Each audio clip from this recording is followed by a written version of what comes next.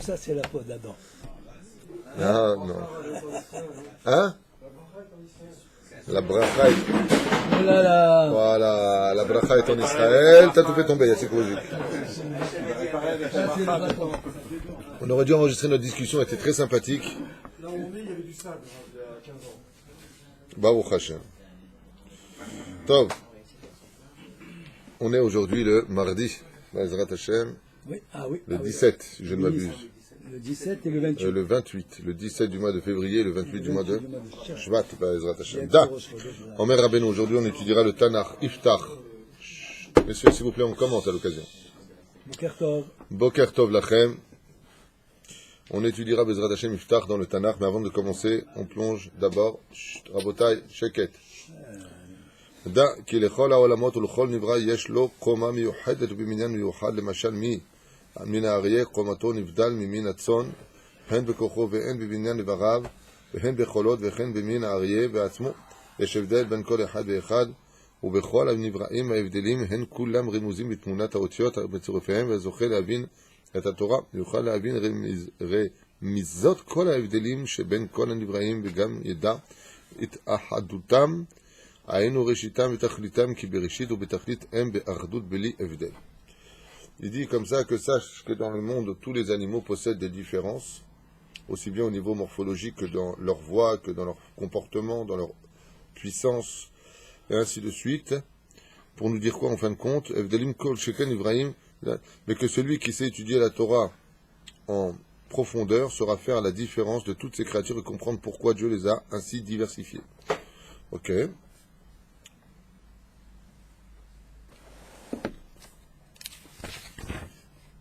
על ידי השגת שהאדם משיג שהקדוש ברוך הוא אחד ואין שני לו, על ידי זה מכריח את מלאכי מרום שיגמלו וגולם אלך בשליחותו.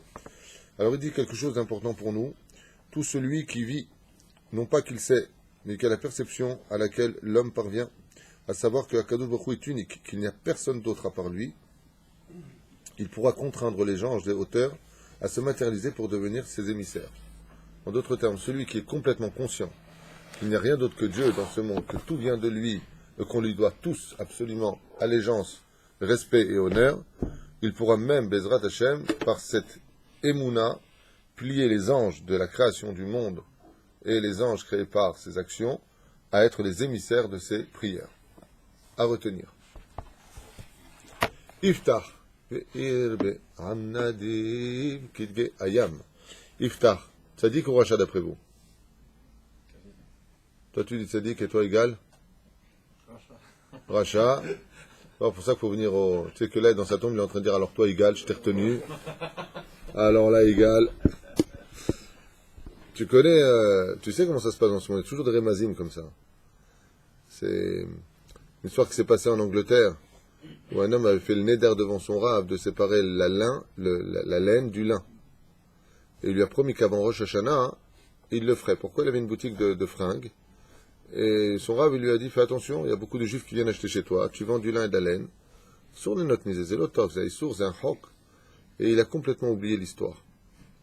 Et juste à la veille de Kippour, de Rosh Hashanah, alors que normalement le magasin tous les ans est bondé de monde, il n'y a personne chez lui. Et là, il devient fou. Il ne comprend pas. Il se pose des questions, qu'est-ce qui se passe? Il regarde dehors, il voit qu'il y a plein de monde partout, mais chez lui, il n'y a personne. Juste avant qu'il ferme la boutique, il y a 2 clients qui rentrent. Et les 2 clients lui prennent chacun une khalifa, un costume. Donc il prend les chèques et il les laisse partir.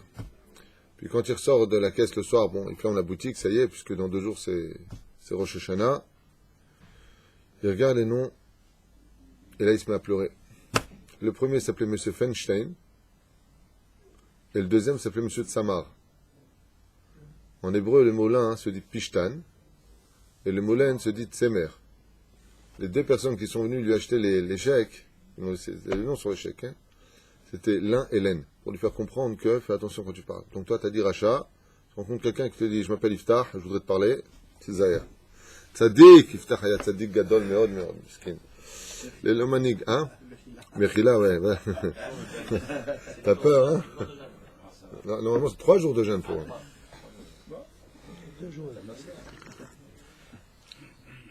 ou 300 shekels de tzedaka pour le nouveau supermarché qu'on essaiera de créer d'ici peu. Ça marche. Bli neder. Je prends. Leno, Je prends. Mettez-moi, il y a la vidéo, il y a tout ça. voilà. Leno manigaou Israël, chef Amelech ben Amon, et Ilachem ba'em bechayin gadol. De tout temps, Israël a toujours été attaqué par nos ennemis. Là, il y a plusieurs façons. Ce matin, Mordechai nous pose la question, mais qu'est-ce qu'ils nous veulent les nations du monde? Pourquoi ils nous haïssent tellement? Vous avez vu ce journaliste américain qui a mis une kippa, Sruga, avec des tzitzit, c'est ta femme qui m'a envoyé hier. Ah, c'est un Israélien? Ah, je savais pas. Donc il s'est déguisé en religieux et... Oui, enfin une tzitzit et une kippa besachakol. Il n'a pas pu faire un pas sans se faire cracher dessus, insulter. Et je crois qu'il y avait une caméra qui le filmait, sinon je pense qu'il aurait été lynché aussi. Oui, il a fait ça en France. Ils ont fait ça aussi en Belgique. Ils ont fait ça en Belgique et ils l'ont pas laissé boire son café. Et des gens qui n'ont rien à voir avec des voyous, hein. Pour te dire, et la conclusion de ce journaliste, c'est de dire que la France est le premier pays antisémite de toute l'Europe. Bon, c'est facile de dire ça parce que les autres sont déjà barrés des pays à côté, donc il reste plus grand monde. Les marées. Donc, tu m'as posé la question, pourquoi les nations du monde nous haïssent? Il y a un peuple qui nous haït uniquement parce qu'on est juif, c'est le peuple d'Amalek. Il n'y a pas besoin de raison pour te haïr, t'es juif, ça lui suffit. Et le deuxième, c'est ce que nous disent les sages à propos du Har Sinaï, c'est que si les juifs qui ont juré allégeance et promesse à Dieu de respecter la Torah, Ninishba, Ninishba, les nations du monde nous ont haïs parce qu'on a été le peuple élu, et c'est quelque chose qu'ils n'ont jamais accepté jusqu'à ce jour. Donc quand les juifs se comportent comme des juifs, Béhémet, alors les nations du monde nous observent, mais Akadosh Baruch Hu les empêche de nous nuire.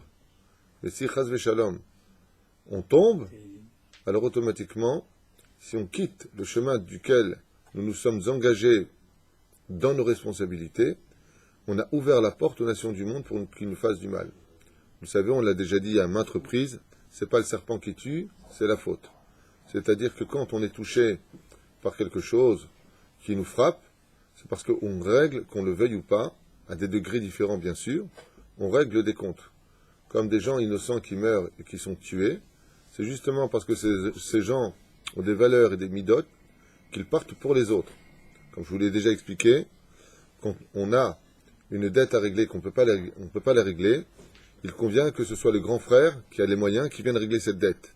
Ainsi donc, quand le peuple d'Israël ne se comporte pas comme les commandements de la Torah nous le demandent, ce sont ceux qui ont du mérite qui vont payer, ceux qui ont des moyens financiers et spirituels pour payer, ça s'appelle mourir en tant que korban. Mourir en tant que korban. On est korban. Il faut bien qu'il y en ait un qui aille parler avec le Créateur du monde, et malheureusement, c'est comme ça que ça se passe. Mais tôt ou tard, on finira tous par mourir. Par contre, aujourd'hui, les tsareno arabes, il y a pour moi peut-être une notion différente, c'est que la Géoula, je ne sais pas si c'est enregistré, mais est-ce qu'il est Adam? Je ne sais pas, en tout cas. Je vois pas le micro ici. Tiens, toi, pendant que je fais le cours, tu vas te faire un petit café au lait, quoi. Tu t'es cru chez ta maman.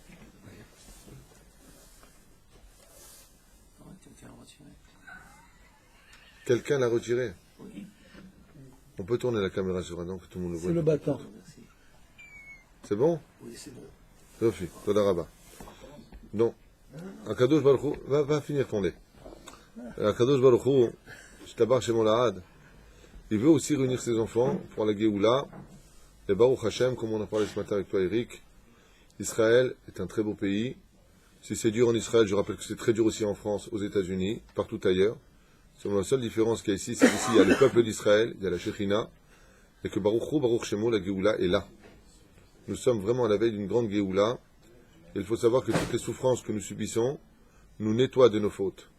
Et j'aimerais vous dire quelque chose que j'ai appris dans mes livres un peu kabbalistiques, même si je n'ai rien d'Amekoubal, ni d'Amekoupal. C'est que, c'est un enseignement que j'avais du Rav Ovadia Yosef dans un de ses shiur. Vous savez tous que le Zohar ainsi que la Gemara nous apprend que quand l'homme il dort, il va dans les cieux, et dans les cieux on lui montre ce qui doit se passer. Alors on lui montre. Et la personne est inquiète, et elle demande à Hachem, quand il dort, le corps dort, on est à un 60e de la mort, et la Neshama elle dit quoi alors, mon cousin il va pas vivre, mais je l'aime tellement mon cousin, pourquoi? Il n'a pas de mérite. il va pas vivre la Géoula, il dit qu'est-ce que tu es prêt à payer? Il dit donne-moi une épreuve, comme ça tu lui enlèves. Une épreuve qui m'amène jusqu'au soupir. Alors la personne, elle dit alors signe. Il signe. Quand il revient sur terre, il a une maladie, il a une très grosse épreuve au niveau de l'argent, il a quelque chose. Mais c'est toi qui l'as demandé. C'est ce qu'a dit Rav Ovadia Yosef. Allah Shalom. Il dit tout ce qui t'arrive, c'est toi qui le demandes dans les cieux. Parce que là-bas, quand tu quittes ton corps, tu as toutes les données de ce qui se passe. Et je dis pourquoi il doit mourir? Il dit voilà, celui-là, qu'est-ce qu'il a fait? Il a fait Zera Levatala. Les anges accusateurs, il faut leur donner à manger maintenant. Comment ils se nourrissent avec les mitzvot de l'homme? Tu comprends? La vérote, elles éteignent les mitzvot. Alors c'est vrai qu'ici on souffre. Mais l'État d'Israël, le pays dans lequel on vit, demande aussi un mérite. Et ce mérite-là, Bezrat Hashem, c'est de subir un tout petit peu pour se relever. Lachem Bezrat Hashem, Kol Tov et Yafé, Baruch Hu, Baruch Shemu, et tout ça c'est du mérite pour pouvoir évoluer, même si tout est dur. La seule chose que je mets en garde sur la terre d'Eretz Israël, que je constate en 28 ans de srout, d'extraordinaire mérite de vivre ici, et de cette mitzvah à accomplir de vivre en Eretz Israël, c'est qu'Israël a une qualité qui est un défaut dangereux pour ceux qui sont hypocrites. C'est que c'est un pays qui dévoile la vérité de l'identité des gens. C'est tout. Ça, c'est ce que j'ai constaté. Quand tu viens en Eretz Israël, Israël te montre réellement qui tu es. Tu peux avoir des très bons couples qui vivent très très bien toute leur vie, qui ont joué à des rôles. Ils arrivent en Eretz Israël, ici on ne peut plus jouer de rôle. Ici c'est Tachlis. Ici on ne fait plus de tménik, moi. Il n'y a pas le côté théâtral ici. On n'a pas le temps avec le théâtre. Ça, c'est la qualité qui est un défaut pour ceux qui ont l'habitude de vivre dans un monde de sheker. C'est très difficile pour eux. Parce qu'ici, on découvre vraiment les gens. Et c'est ce qui fait le plus de mal aux gens. C'est qu'en Galout, c'est des grands, c'est... Ouais, moi je connais le ministre, moi je... Ça veut pas dire qu'en Israël, il n'y a pas non plus. Hein. Il y a aussi en Israël. Mais même ceux qui sont en Israël, quand tu vois les ministres israéliens, t'es mort de rire, quoi. Chemise ouverte jusque-là, c'est tout naturel ici. Le moment que tu es le ministre, des fois tu as le garde du corps, il est mieux habillé que le ministre. C'est un pays très naturel, Israël. Il n'y a pas de... Voilà. Alors pour commencer quand même notre chiour, à l'occasion de parler de Iftar, il a peur, égal. Sinon ça faisait 1000 shekels. Les Marley Aoyev Hazak et le peuple de Ammon était un peuple extrêmement fort. Alors vous avez remarqué que chaque fois qu'on arrive à un nouveau personnage, c'est la guerre. Tout le temps la guerre. Ou les Moab, Ammon, Plishtim, Meifeksh. On est tout le temps attaqué. Pourquoi? Parce que le peuple d'Israël avait un tel niveau. Je vous rappelle qu'à cette période-là, il n'y avait pas de Gemara qui était écrite. Nous sommes dans une période où tous ces livres autour de nous, qui sont Baruch Hashem par centaines, autour de nous, étaient des livres qui étaient enseignés par cœur, de père à fils, comme si que moi je t'apprends que le numéro de téléphone de ton patron. Tu vois pas le truc. C'est-à-dire que tout le chasse était enseigné de façon évidente, de père en fils à cette époque-là. Le niveau était extrêmement élevé. Donc comme le niveau était extrêmement élevé, et que la Kadosh Baruch Hu, comme c'est marqué très souvent, tu vas vraiment marquer avec des Amé Haaretz, des gens qui étaient très très bas au niveau de la connaissance divine, déjà à leur époque très bas, c'est très très haut par rapport à nous, hein, qu'on se comprenne bien. Dieu, il leur parlait comme si que tu parles avec un copain.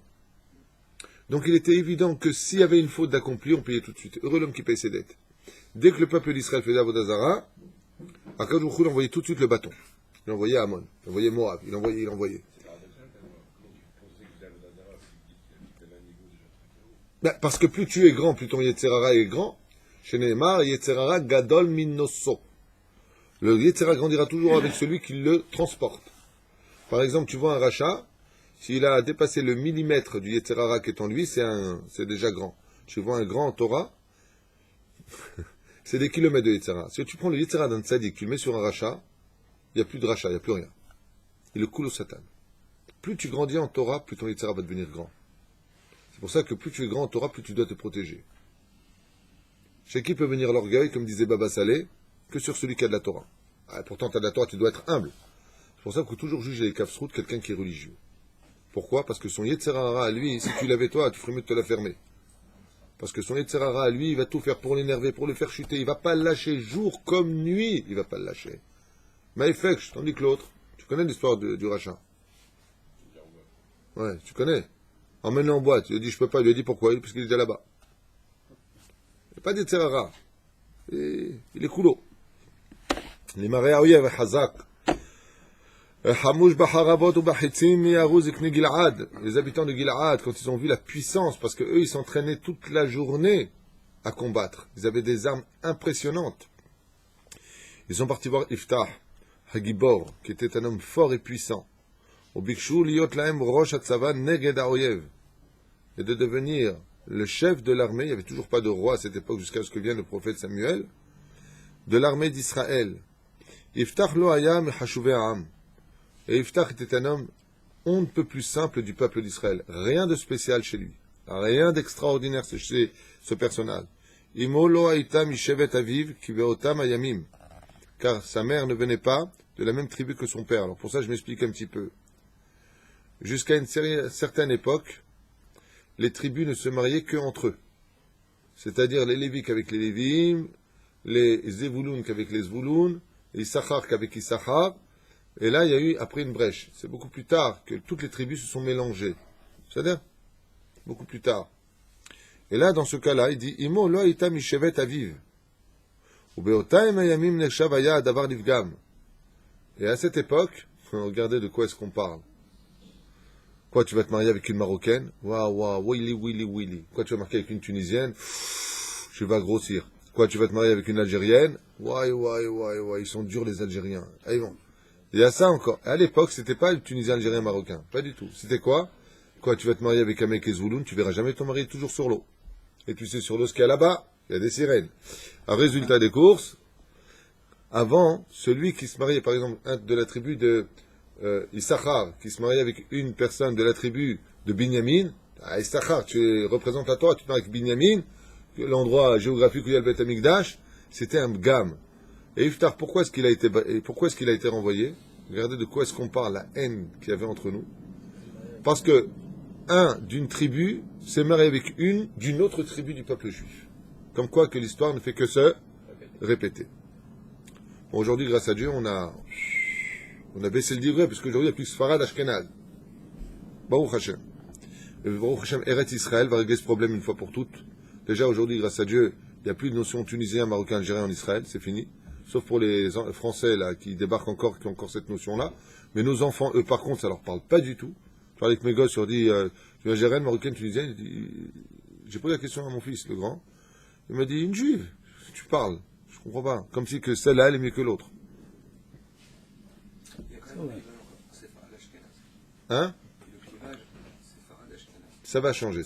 Parce que je te rappelle que ceux qui ont débarqué dans ce pays, avec cette notion que les Sfaradim sont des Arabes et que les Ashkenazim sont des assimilés, sont encore vivants. Mais les enfants, eux, vont renouveler tout ça. Tu sais, avant de faire sortir l'enfant, on fait sortir de l'eau.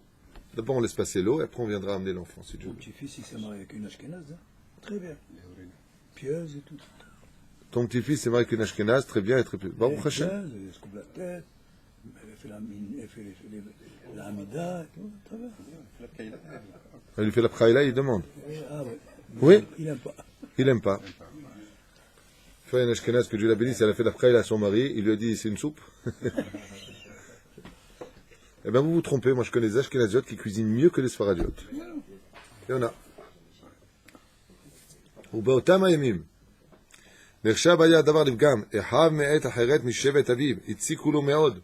Et étant donné qu'il était né de cette union-là, ils l'ont tous, écoutez bien cette haine, ils l'ont tous refoulé. Ouh, c'est Iftah, celui-là, il vient de deux tribus. Car Ulo Beshmot Gna et Vigomou Bechadratam. Personne ne voulait lui donner du travail, personne ne voulait être son ami, dès qu'il le voyait changer de trottoir. Iftah. C'est un garçon gentil, dont le père et la mère venaient de deux tribus différentes du peuple d'Israël. La reine Ga Iftah Bemakom Sheish Lo Ikiro. Qu'est-ce qu'il a fait Iftah? Il a dit, puisque vous ne voulez pas de moi, c'est moi qui ne veux pas de vous. Il est parti s'installer sur une montagne, loin de tout le monde. Bemakom Sheish Lo Ikiro. Vechaverav Ayub Pirhahim Bli Torah Vadaat. Et c'était des gens qui n'étudiaient, ni ils étudiaient la Torah, ni ils faisaient rien du tout. Mais ils se sont réunis et ils ont commencé à créer un clan, un gang. Vadaat Sheminu Oto le Manigalem. Et Iftah, c'était quelqu'un de sympathique, qui n'était pas spécialement religieux, mais il était sympathique, vraiment, il ne comprenait pas pourquoi il y avait autant de haine entre nous. שבאו זקני גלעד אל יפתח, שאל אותם בתרעומת. Mettons les anciens, les vieux, ils sont venus avec les kippotes, les tzitzit, ils sont avec leurs bâtons comme ça, leur djellabia. Ils nous disent, Iftach, on a besoin de toi. Vous avez besoin de moi, vous vous rappelez de mon nom, Iftach. Ouh, tzaddikim. Madoua batem elai. Pourquoi vous venez maintenant me voir? Juste maintenant, vous êtes dans le pétrin, apparemment, vous avez un problème de la Kassigilianos. Hen, ha'hai ve'atem senetem oti. Maintenant, vous m'appelez mon frère alors que vous m'avez haï. Senetem oti, vous m'avez haï. Vous entendez les mots? Mi bet avi gereshtem oti. Vous m'avez renvoyé même de la maison de mon père parce que je n'étais pas de la même tribu vis-à-vis de ma mère. Achshav, she'ara lachem, vekshim atem et ezrati.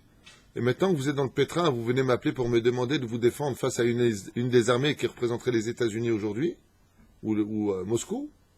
Maintenant que vous êtes réellement attaqué par des milliers, des centaines de milliers d'hommes armés jusqu'aux dents, יקראו השליחים את ראשם בכלימה, ויתחננו אל יפתח שישכח את התנהגותם ויהיה להם מפקד ומושעת עד שהסכים. Ils ont reconnu qu'ils avaient fait une très grave erreur et que leur haine avait dépassé toute notion et qu'aujourd'hui ils lui demandent pardon et de le réinsérer dans la société israélienne pour devenir le nouveau chef du peuple juif. Berosh Tzava Israël, comme il n'y avait pas de roi, il n'y avait que des dirigeants de l'armée d'Israël à cette époque. Ahmad Yiftach HaGiladi, et se tenait Yiftach HaGiladi, Bikesh et Ezrat Hashem. Et regardez pourquoi je vous dis que c'était des gens qui étaient exceptionnels. Il n'étudiait pas la Torah. C'était pas un grand Torah d'Ibichlal, mais il était mes Pechuteam, c'est-à-dire les plus basses sociétés de ce monde. Mais tout le monde vivait Hashem. Alors il devient le premier général de l'armée d'Israël pour la guerre. Maintenant qu'il n'y a plus personne, on l'a vu juste avant. Et la première des choses qu'il dit, il dit, Ribono shel olam, maître du monde, je sais que c'est toi qui fais tout dans ce monde. Moi, je suis rien. J'ai rien en moi. Mais il y a une chose que je sais, c'est que tu aimes ton peuple et que tu diriges tout le monde. Moi, je suis un petit groupe. En face, il y a des milliers et des milliers et des milliers d'hommes armés jusqu'aux dents, des spécialistes de la guerre. On faisait des blagues. Donne-moi ces ennemis dans mes mains. Mais Iftar, parce qu'il manque de Torah, va commettre une erreur fatale qui marquera son nom. Il va s'allier avec un autre peuple. Non, ça c'est... Qui? Tu sais c'est qui ça? Bar Korva, bonne réponse. Iftar va commettre une erreur qui demande beaucoup de réflexion. Et vous allez voir le deal qu'il va faire.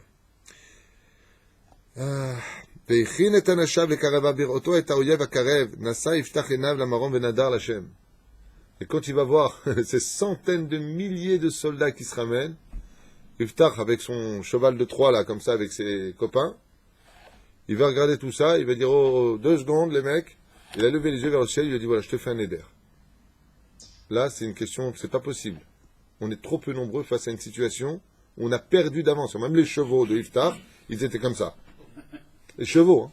Les épées se sont barrées, les soldats, ils se regardaient les uns les autres. Yiftach, il a dit, voilà Hachem, quand on va acheter du pain, on le paye. Je vais te demander quelque chose que je ne mérite pas. Donc je te demande un éder. Je fais un éder. Des fois, le néder, c'est assourd de faire des nédarim. C'est très très dangereux. Tu fais un néder, il faut le faire. Tu as dit 500 shekels, il faut les donner. Habibi. C'est assourd. Non, 300, pourquoi tu as dit 500 toi? Toi, tu rajoutes les 200 qu'il a dit parce que tu as dit... Choisis tes copains. Hein.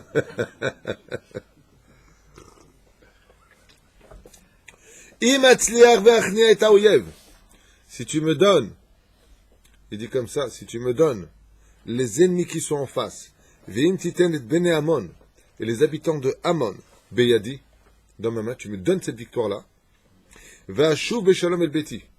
que je le mérite de revenir en paix, shalem, shalom vient du mot shalem, pas blessé, rien. Ce qu'il dit, pas blessé, rien avec un bras en main, non, rien, nickel, je suis pas au club Med. Ouais. Et la première personne qui sortira de la porte de chez moi pour venir vers moi, je le mettrai sur le sacrifice et te le sacrifierai. On va y arriver, on va voir pourquoi Dieu va le punir, et qu'il va lui faire sortir sa propre fille, et qu'en réalité il s'est passé un drame encore plus grand parce que le Kohen Gadol de cette époque c'était Pinchas, ben Eleazar ben Aaron Kohen, et qu'il fallait faire simplement Atarat Nedarim dans un cas pareil. Mais Dieu, il l'a puni. Pourquoi il l'a puni? Parce qu'il a manqué de confiance. Non, non, attention. il y a des fois où Béhémet, le Neder est impératif. Si par exemple, voilà, quand par exemple, dans quel cas on fait le Neder, le mec il voit une non-juive qui lui est strictement interdite. Seulement cette fille-là, c'est tout ce qu'il a rêvé dans sa vie. Il a le droit dans ce cas-là de faire un Neder, de ne pas la toucher.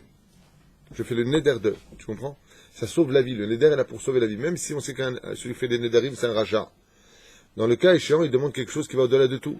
Comme par exemple, tu veux réussir, tu peux dire par exemple, je fais le Neder que si cette affaire réussit, je fais Nishmat Kol Chai. Mais là, lui, ce qu'il fait, c'est un Neder qui était uni. Non, c'est pas inutile. S'il le fait, il en sait plus que toi. Ah oui, d'accord. Il a transformé le Siman Keren en Siman Sheila. Il est trop fort celui-là. Il a rendu le point d'exclamation, point d'interrogation. Non. Ce qu'on lui reproche à Iftar, c'est qu'il a commis une erreur dans son éder. Et Dieu va le punir à cause de ça. C'est que quand tu viens et que tu dis, la première personne qui sortira, et si c'était un chien qui était sorti, et si c'était un rat qui était sorti, et si c'était un chat qui était sorti, étant donné qu'il n'a pas été précis dans son éder, que Dieu lui avait rien demandé, quoi? Ils avaient, même si vous dites qu'ils étaient complètement bas, qu'ils étaient un homme du peuple, mais qu'ils avaient la foi, ils savaient que les corbanotes, on ne donnait pas ni chien, ni chat, ni rat.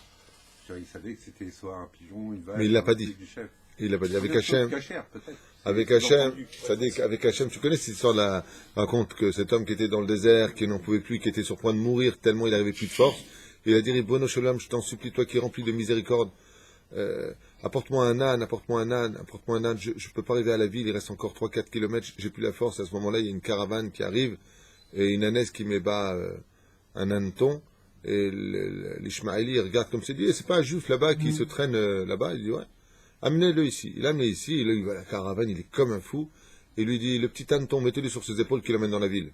Il est trop faible. Alors le juif, non seulement, il n'en pouvait plus, mais il se retrouve avec un âne sur les épaules. Quand il arrive à la ville, en sang, il a dit, Ribono Shalom, je t'avais demandé un âne qui me porte, pas un âne que je porte. Et un sage qui lui a répondu, quand on demande quelque chose, il faut préciser ce qu'on veut. Un âne qui me porte, fallait dire. Ça fait partie du klal. Quand un jour quelqu'un il m'a dit, quand un jour quelqu'un il m'a dit, tout le temps je demande à Dieu, rends-moi riche. Je lui dis, alors t'es riche? Il me dit non. Je lui dis, ah d'accord, tu devras faire attention quand même à ton régime parce que tu as pris du poids. Si tu vois, tu as pris un marche bassof. Tu es rends-moi riche, mais tu n'as pas dit dans quoi. Rends-moi riche dans les souffrances, dans le poids. Faut dire, tu es à Chéréni, Bakesef. Faut préciser avec Hachem. C'est pas que Dieu il a besoin de l'entendre, il sait tout Dieu, c'est exactement ce que tu as dans le cœur. Mais c'est pour habituer à l'homme à la valeur de la parole. Tu comprends? Et les niders qu'on fait, on fait l'annulation des vœux. On s'en fiche. Et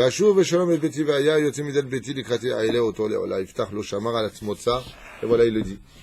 Et Iftar n'a pas fait attention à ce qu'il sortait de sa bouche dans le Nézerzek. Comment tu as fait une telle bêtise de dire la première chose qui sortira de chez moi? Vim Kelev Yat. Tu vois, j'ai pas lu, hein. C'est des choses qu'on connaît d'avant, quoi. Marqué ici, Vim Yatsa Kelev. Tu n'as pas précisé. Iftar, tu parles avec le créateur du monde. Il faut bien préciser. Telle chose bien précise. Je veux dire un truc entre nous. Dans toutes les affaires, quand tu fais une affaire, ouais, on en parlait la dernière fois, il me casse les pieds, pourtant il y a des clauses, qu'est-ce que tu lui as dit? Tu vas dire au client, écoutez monsieur, c'est qu'il y a marqué sur le contrat, je ferai, qu'est-ce que tu veux chez moi? Ouais, mais moi je pensais que tu allais dire, mais on pense pas, chez nous on parle. D'accord? Quand tu fais un contrat avec une personne, il faut tout préciser. Dieu il te dit, comme moi tu fais, je suis un client.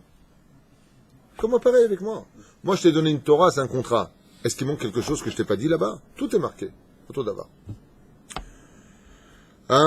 עונשו של יפתח על הבטחה שיפתח היה גדול, כי ביתו היחידה, sa seule et unique fille est sortie, אשר אהב אותה יותר מכל. הקדוש ברוך הוא lui a dit, Habibi, il y a une personne au monde qui l'aimait plus que tout, comme on dit la fille pour le père, le fils pour la mère, c'était sa fille. Et il l'aimait plus que tout au monde. Est-ce que c'est quand même dur vis-à-vis d'Hachem ce qui s'est passé sans juger? Mais c'est quand même... comment on peut voir l'action de Dieu dans cette histoire? Sans juger, Chaz v'Shalom, juste pour comprendre. C'est Mida, Keneged Mida, parce qu'il a commis une petite erreur de mots, tu lui prends sa fille. C'est dur. Il faut savoir, si on suit la C'est dur, laisse-moi finir. Que tu sais qu'il n'y a jamais de couloir sans issue dans la Torah. Il y a toujours des réponses à tout, il faut simplement savoir les trouver. Ouais. C'est dur comme punition ou pas? C'est insupportable. Ah quoi? Parce que je t'ai pas dit un animal, parce que je t'ai pas précisé quoi? Hachem, tu me prends ce que j'aime le plus au monde, le prix est très cher à payer. Voilà la réponse. Tu vois comment que ça te sort? Dans Atarat Nedarim. Vas-y, Atarat Nedarim. Combien on fait des vœux et d'un coup on se rend compte qu'on ne pouvait pas les tenir. On va voir la personne. Et le Rav, il te dit, si tu avais su que tu aurais fait, non. Il peut annuler le Neder. Il aurait pu annuler ce Neder. Mais pourquoi il l'a pas fait? Parce que le miracle avait eu lieu. Non. Oui. Voilà la réponse.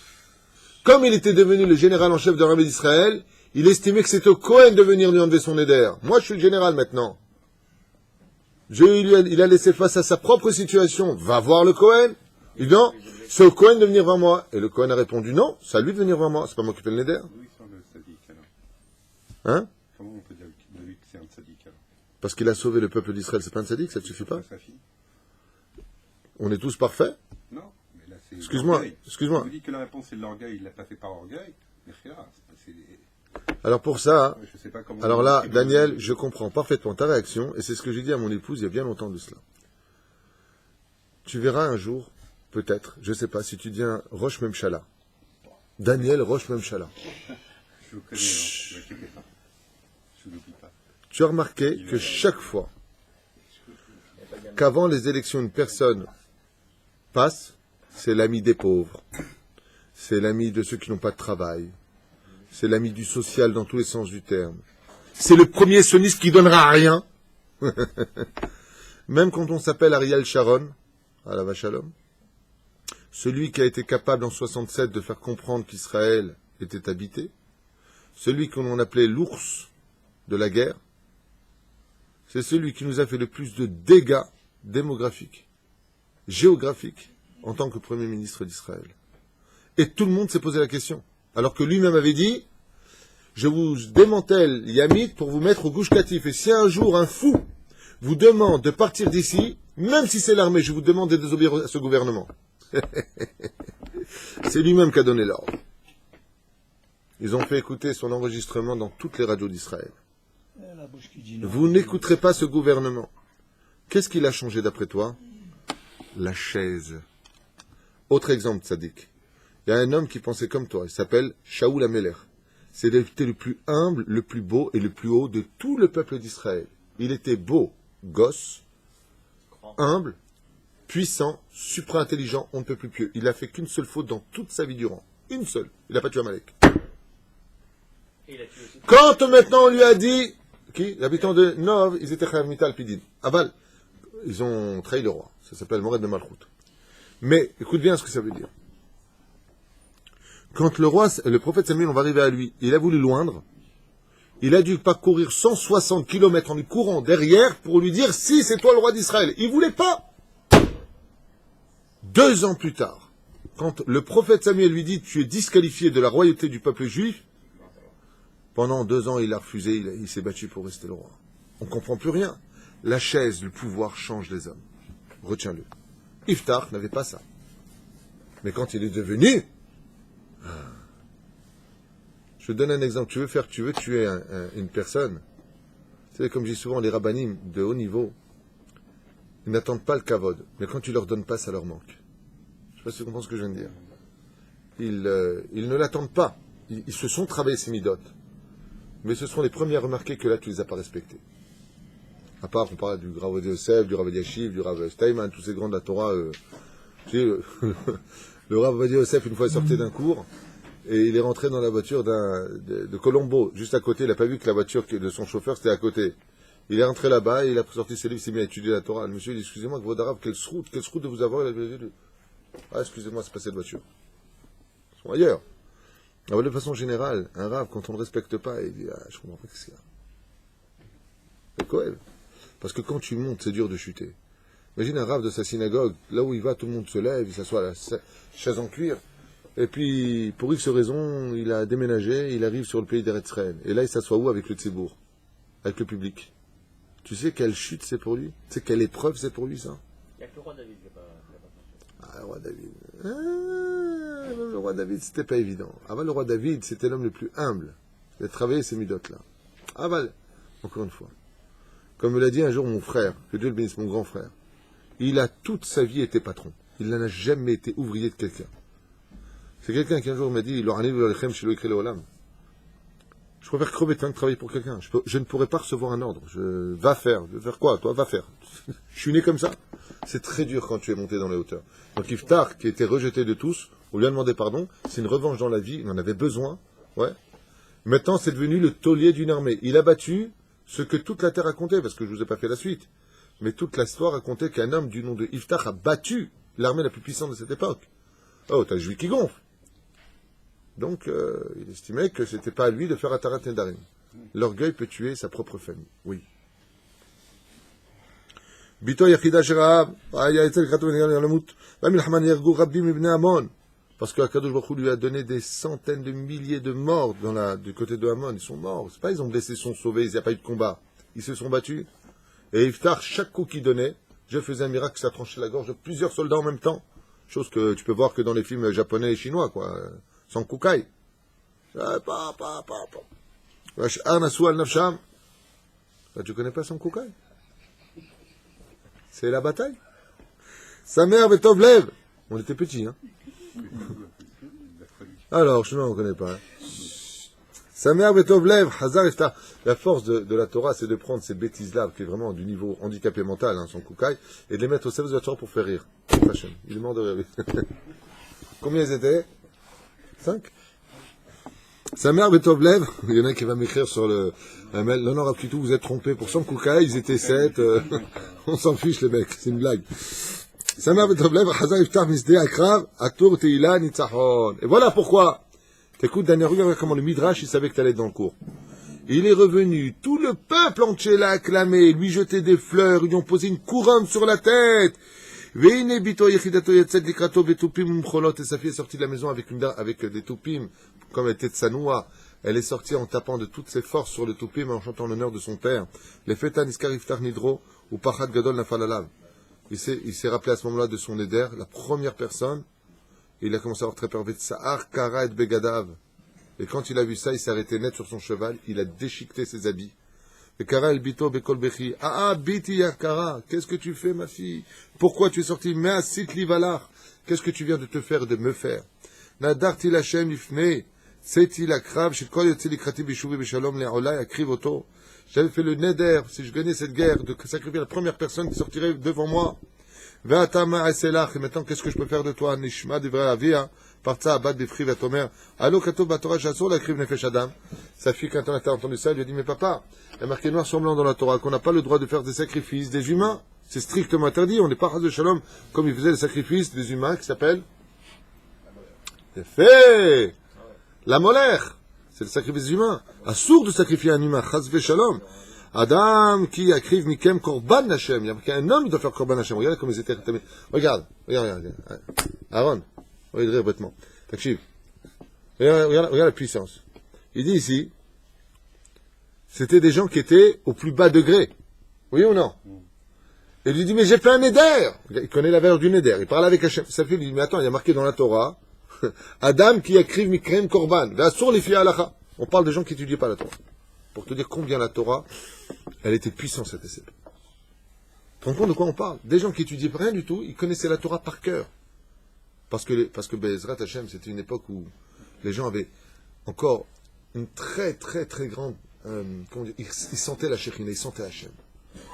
Mina behema, mina bakar, mina tzon, takrivu, et korbanchem, comme c'est marqué dans la Torah, tu prendras de ton bétail, de ton menu bétail, peu importe. Erze akrivoti. Donc ne t'inquiète pas, comment tu peux me sacrifier? Nadarti biti ve'et aneder en le'ashiv. J'ai fait un éder, je ne pourrai pas revenir dessus cette fois. Anana iftach ish mishicha bito ve'amra, gam Yaakov venu nadar. Et alors, Yaakov ici aussi il a fait un éder. Il a dit tout ce que j'aurai, je te donnerai le maaser. Et quand Dieu lui a donné 12 enfants, pourquoi il n'a pas donné un enfant? Un enfant et demi. Aïe, aïe, aïe. Il a fait, elle se défend bien. Hein. À part ça, il ne connaissait pas la Torah. Est-ce qu'il a fait un sacrifice? Toi aussi, papa, tu n'es pas obligé de me sacrifier. הפצירה והתחננה אליו, מי שלא יכול יפתח לראות את צערה ותחנונה לחיים, הסכים לשלוח לה אותה אל בית הדין, shel Sanhedrin, ula yetiru lo et aneder. Et donc, qu'est-ce qu'il a fait?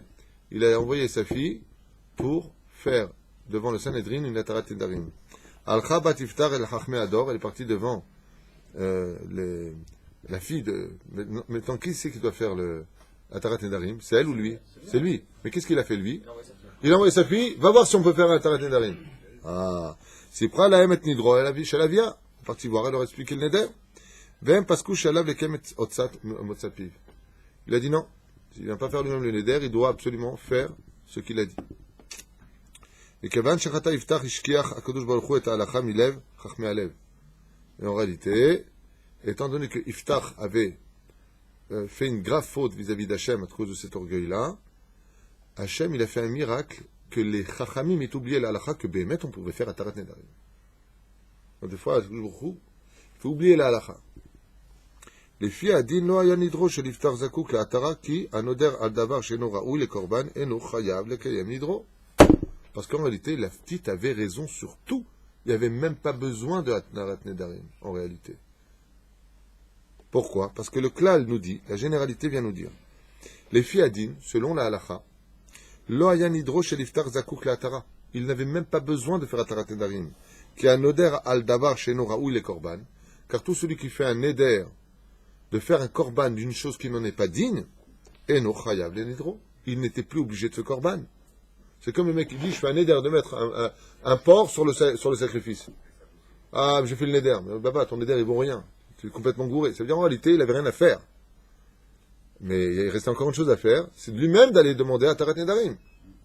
Pour vous dire que la ch'tout, jusqu'où elle peut aller. Avan ikevan sharag anashim rabim ibnei Ephraim.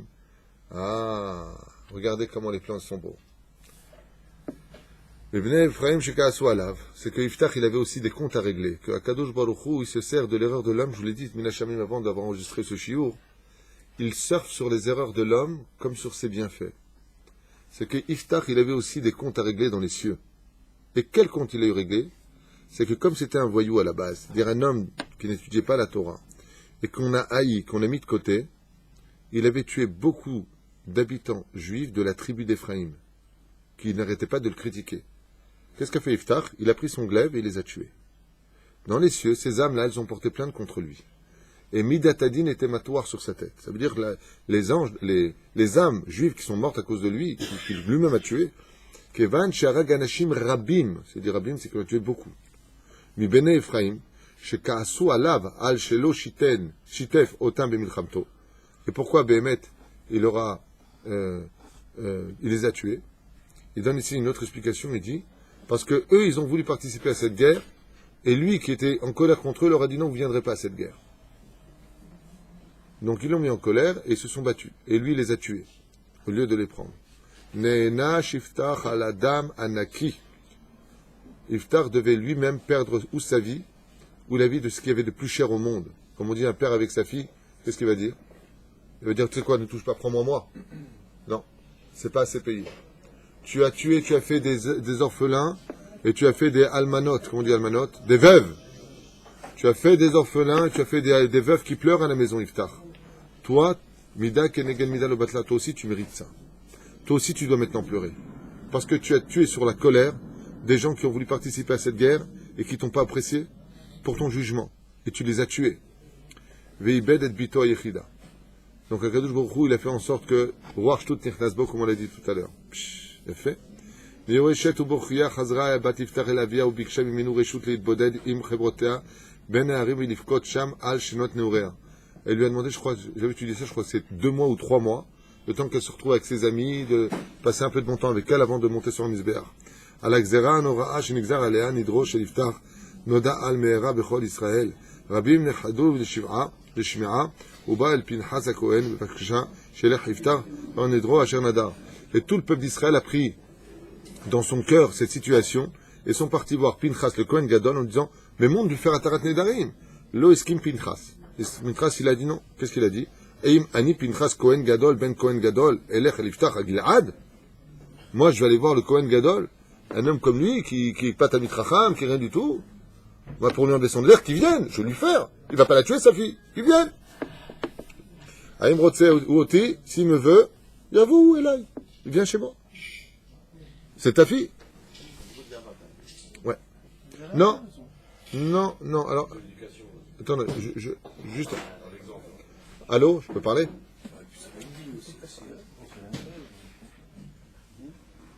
On parle de Pinchas. Tu veux donner 300 shekels toi aussi? On parle de Pinchas, Sadik. Pinchas, c'est celui à qui Dieu a dit, toi je m'associe, t'es mon associé. Je suis avec toi. Pinchas, c'est lui un avisacholetov. Tu veux encore négocier? Pinchas. Aval et Maskimitra sur un certain degré. Alors, Rouel Iftar, faut faire très attention, on parle des grands Torah, faut faire très attention. Iftar ou Bikshu, la lechet el Kohen Agadol, Kede yatir lo etrindro, Argam ou Gaftan. Alors, il le dit noir sur blanc. Gam ou Gaftan. Alors, on reprend ce qu'a dit en fin de compte Yosef. Orgueil. Bah, maintenant qu'il le dit, si le Midrash nous dit, lui aussi il avait de l'orgueil. C'est là. Aval, prends pas cette réponse, ne le dis jamais. Aïmani, une fois, il y a quelqu'un qui a parlé d'un grand en Torah, il est venu le voir qui était décédé. Il a dit, moi, toi et moi, on est copains. Toi et moi, on est... Il l'a menacé. Attention. Bon, il y a qui insiste pour que je vous dise, finalement, il a un petit peu raison. C'est peut-être un rachat, quand même, Iftar. Je te ferai pas d'anacha. Aïmani, Iftar, je fais ta âme au Manigo, et lui, qu'est-ce qu'il a dit? Hey, je suis le chef des Juifs maintenant. Elech el Pinchas, le Kohen Gadol, hein? Alav lavo elav la tirat nidri. Ou il vient chez moi, ou je viendrai pas.